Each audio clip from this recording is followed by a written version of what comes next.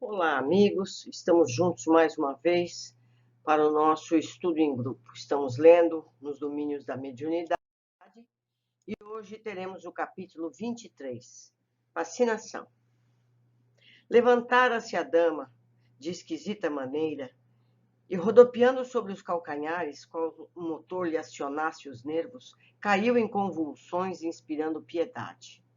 Jazia sob o império de impassíveis entidades da sombra, sofrendo, contudo, mais fortemente a autorização de uma delas, que, ao enlaçá-la, parecia interessada em aniquilar-lhe a existência.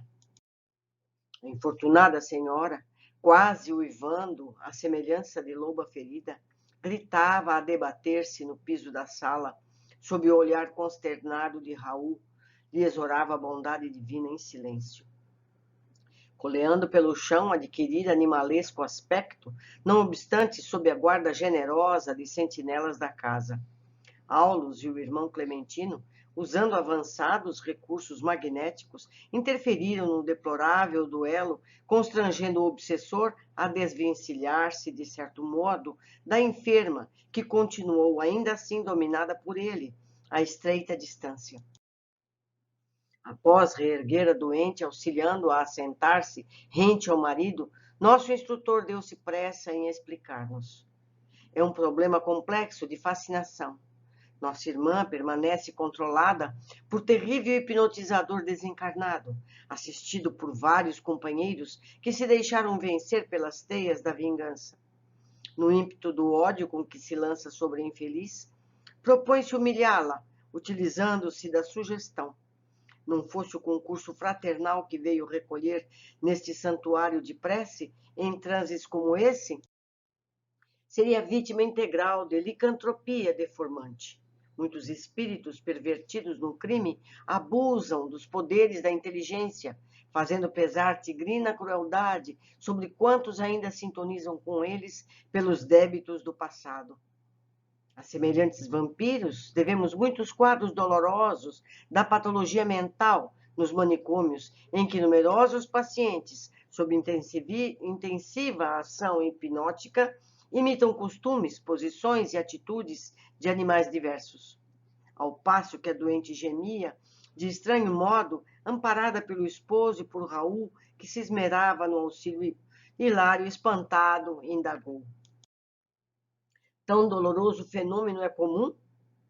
Muito generalizado nos processos expiatórios, em que os espíritos acumpliciados na delinquência descambam para a esfera vibratória dos brutos, esclareceu nosso orientador, coadjuvando em benefício da enferma, cujo cérebro prosseguia governado pelo insensível perseguidor, como brinquedo em mãos de criança. E por que não separar de vez o algoz da vítima? Calma, Hilário, ponderou o assistente. Ainda não examinamos o assunto em sua estrutura básica? Toda obsessão tem alicerce na reciprocidade. Atentemos para esse detalhe. Recordemos o ensinamento do nosso divino mestre. Não basta arrancar o joio, é preciso saber até que ponto a raiz dele se entranha no solo com a raiz do trigo, para que não venhamos a esmagar um e outro. Não há dor sem razão. Atendamos assim à lei da cooperação, sem o propósito de nos anteciparmos à justiça divina. Raul, sob o controle do mentor da casa, tentava sossegar o agitado comunicante, recordando-lhe as vantagens do perdão, incutindo-lhe a conveniência da humildade e da prece. Aflito, como não querendo perder o fio da lição, meu colega beirou-se de nosso orientador, alegou: todavia, para colaborar em favor desses irmãos, em desespero, será suficiente o concurso verbalista? Não lhes estendemos simplesmente palavras. Acima de tudo, o nosso sentimento. Toda a frase articulada com amor é uma projeção de nós mesmos. Portanto, se é incontestável a nossa impossibilidade de oferecer-lhe a libertação prematura, estendamos doando a favor deles a nossa boa vontade, através do verbo nascido de nossos corações, igualmente necessitados, em plena redenção com Cristo. E num tom demasiado significativo, Aulus acrescentou: analisando o pretérito ao qual todos nos ligamos, através de lembranças amargas, somos enfermos em assistência recíproca. Não seria lícito guardarmos a pretensão de lavrar sentenças definitivas pró ou contra ninguém, porque na posição em que ainda nos achamos, todos possuímos contas maiores ou menores por liquidar. Interrompendo a conversação, nosso instrutor lançou-se no amparo eficiente da dupla em desesperada contenda. Para o cuidado fraterno de que dava testemunho, a doente e o perseguidor mereciam igual carinho. Aplicou passes de desobstrução à garganta da enferma, e em breves instantes o verdugo começou a falar, através dela, numa algarávia cujo sentido literal não conseguimos perceber. Entretanto, pela onda de pensamento que lhe caracterizava a manifestação, sabíamos que a ira se lhe extravasava do ser. Raul Silva, a seu turno, recolhendo impressões idênticas pela dura inflexão da voz com que as palavras eram pronunciadas, procurava serená-lo, quase em vão. Observando a enferma completamente transfigurada e assinalando-nos muda interrogação, Aulus se deteve por alguns minutos ao auscultar o cérebro do comunicante e o da médium, com a sondar-lhes o mundo íntimo, em que seguida voltou para junto de nós. Diante da profunda apreensão que passou a dominar-lhe o rosto, Hilário tomou-me a dianteira, inquirindo assombrado: a que causa atribuir semelhante conflito? Tentei alguma penetração no passado, a fim de algo saber, respondeu o orientador entristecido. As raízes da desavença vêm de longa distância no tempo. Não obstante o dever de não relacionar pormenores para não conferir maior saliência ao mal, posso dizer-lhe que o enigma perdura, vai já em pouco mais de 1 milênio. 1 milênio. Nosso infeliz irmão fala um antigo dialeto da velha Toscana, onde, satisfazendo a obsediada de hoje, se fez cruel e estrangulador. Era legionário de Hugo, o poderoso duque da Provença, no século X. Pela exteriorização a que se confia, acompanho-lhe as terríveis reminiscências. Reporta-se ao saque de que participou na época a que nos referimos, no qual, para satisfazer a mulher que lhe não correspondeu ao devotamento, teve a infelicidade de aniquilar os próprios pais. Tem um coração como um vaso transbordante de fel. Porque o assistente se interrompera, meu colega, naturalmente não interessado quanto eu em maiores revelações, pediu-lhe mais ampla incursão no passado, ao que o Aulus nos recomendou aquietássemos o espírito de consulta.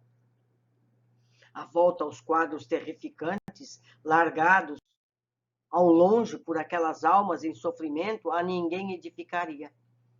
Eram dois corações desesperados, no inferno estabelecido por eles mesmos. Não convinha analisar-lhes o sepulcro de fogo e lama nas sombras da retaguarda.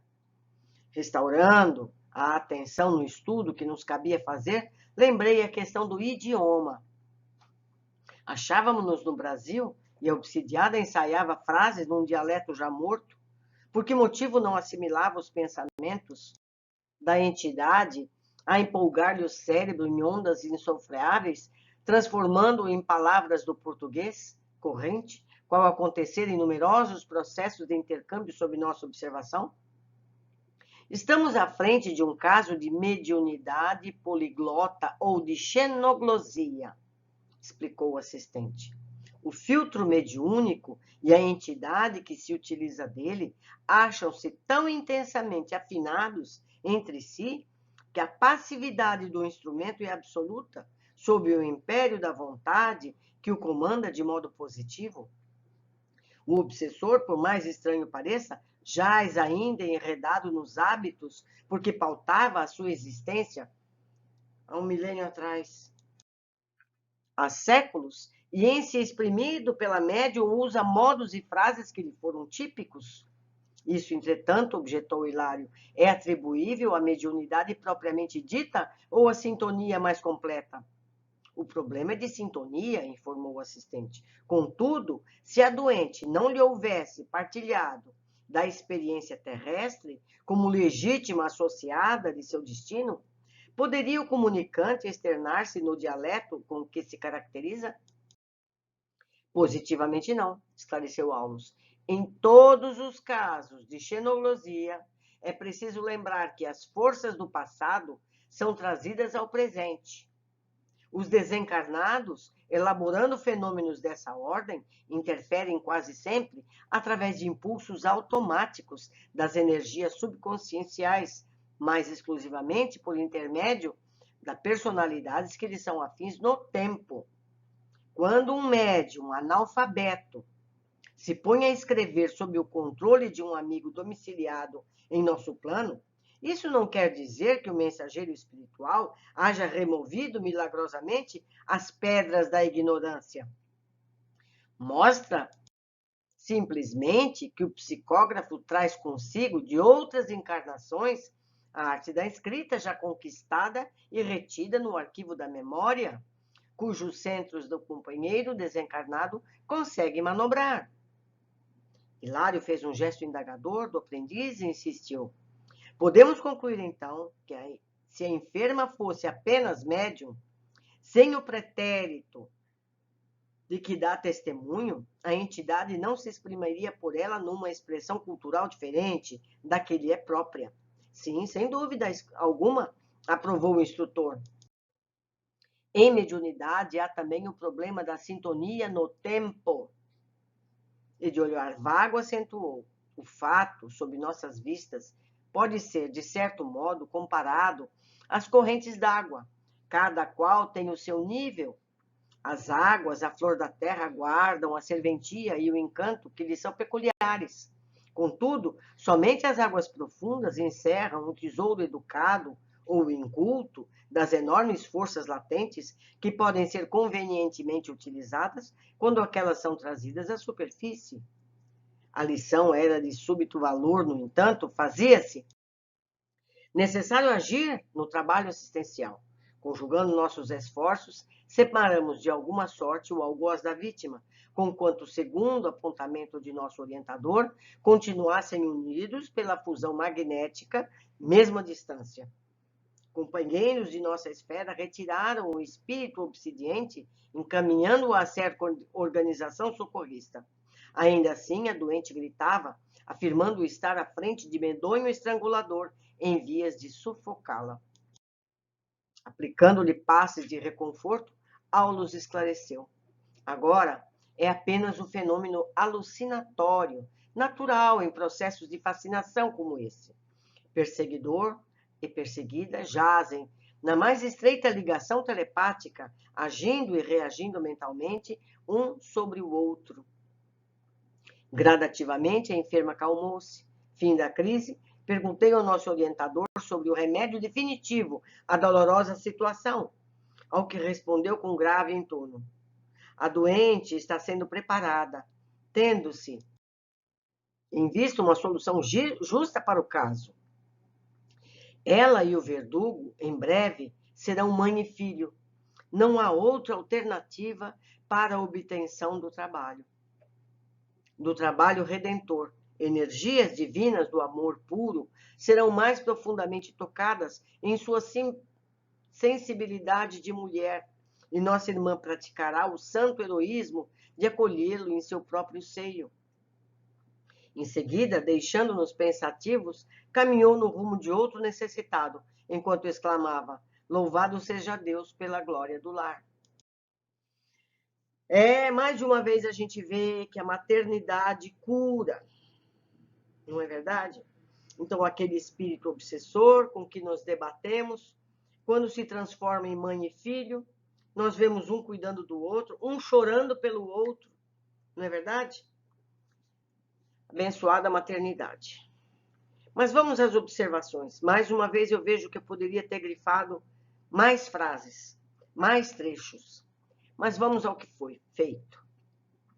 O capítulo inicia com a dramática situação que, infelizmente, é mais comum do que podemos imaginar. Vemos a importância de um livro anterior, temos conhecido os casos no sanatório de doenças mentais. Lembram quando falou do cérebro e tudo mais? Que deveriam ser chamadas de espirituais, onde vimos casos semelhantes. Pessoas em comportamentos semelhantes a animais que sofrem de hipnose feita por inimigos espirituais, mesmo à distância, como nós vimos. Hilário quis intervir, mas o orientador alertou sobre a necessidade de uma análise prévia. Toda obsessão tem alicerces na reciprocidade. Não existe vítima e agressor. Os dois são vítimas. Um é vítima do outro. Hoje, ontem, no passado remoto, o que quer que seja. Então, os dois merecem o carinho e a atenção. Seguindo, lembramos mais uma vez que não existem inocentes, como eu acabei de dizer. Para o cuidado fraterno que deva testemunho, o doente e o perseguidor mereciam igual carinho, pois antes ou depois vítima de hoje foi o ofensor do passado. A mulher falava em idioma desconhecido de Aulus, que explica: mediunidade poliglota ou xenoglosia. Em todos os casos de xenoglosia, é preciso lembrar que as forças do passado são trazidas ao presente. Ocorre por conta da forte ligação entre a médium e o comunicante, e nesse caso, obsessiva. Essa médium, essa pessoa que está obsediada, no passado conviveu na mesma região que ele. Então, ela conhecia o idioma. Então, por isso, ele foi capaz de usar a memória dela, desse idioma, para poder verbalizar, embora não fosse compreendido pelos que ali estavam. Por isso, a espiritualidade pede que a gente estude, porque muitas comunicações requerem o nosso conhecimento para que a gente possa completar a mensagem, entende? As mensagens esclarecedoras, não é? Então, amai-vos e instruí-vos. É o que nós estamos tentando fazer, não é? Continuando. E Aulus exemplifica com outras possibilidades para o nosso entendimento. Quando um médium analfabeto se põe a escrever sob o controle de um amigo domiciliado em nosso plano, isso não quer dizer que o mensageiro espiritual haja removido milagrosamente as pedras da ignorância. Mostra simplesmente que o psicógrafo traz consigo de outras encarnações a arte da escrita, já conquistada e retida no arquivo da memória, cujos centros o companheiro desencarnado consegue manobrar. Se esse médium nunca tivesse sido alfabetizado, não poderia receber a escrita. Por isso, os espíritos recomendam: amai-vos e instruí-vos. Quanto mais conhecimento tem o médium, mais útil pode ser aos espíritos que desejam escrever sobre ou falar sobre temas mais específicos. Companheiros de nossa esfera retiraram o espírito obsidiente, encaminhando-o a certa organização socorrista. Ainda assim, a doente gritava, afirmando estar à frente de medonho estrangulador, em vias de sufocá-la. É apenas o fenômeno alucinatório, natural em processos de fascinação, como este perseguidor e perseguida jazem na mais estreita ligação telepática, agindo e reagindo mentalmente um sobre o outro. Vemos aqui a complexidade de casos como esse. Como um orientador encarnado, sem capacidades mediúnicas, teria como entender todos esses detalhes? Não é verdade? É muita responsabilidade tentar dar respostas a casos como esses sem cair em erros de julgamento. E nós vemos aqui, muito importante, a ligação telepática. Assim como nós, quando fazemos uma prece, conectamos espíritos mais altos, esses espíritos também se conectam, estejam onde estiverem. Tudo depende da intensidade do magnetismo que houver entre eles. Sexto, perguntado sobre a solução para esse difícil caso, Aulus nos diz: ela e o verdugo, em breve, serão mãe e filho. Não há outra alternativa na obtenção do trabalho. Bendita seja a maternidade, já que não podem ser separados sem danos, que se unam mais e se transformem juntos. não é mesmo? A gente prevê muitas dores entre eles, vão viver muitas dificuldades, mas não há outro caminho. É o caminho que a gente tem visto constantemente em obras anteriores. Nós vimos o caso da Odila, que era uma obsessora e passou a ser protetora da família. Como? Com maternidade, não é? A necessidade da maternidade ajuda muito.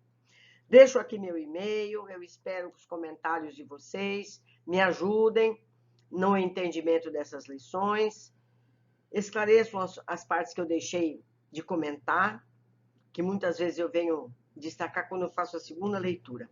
Um abraço e até o nosso próximo capítulo.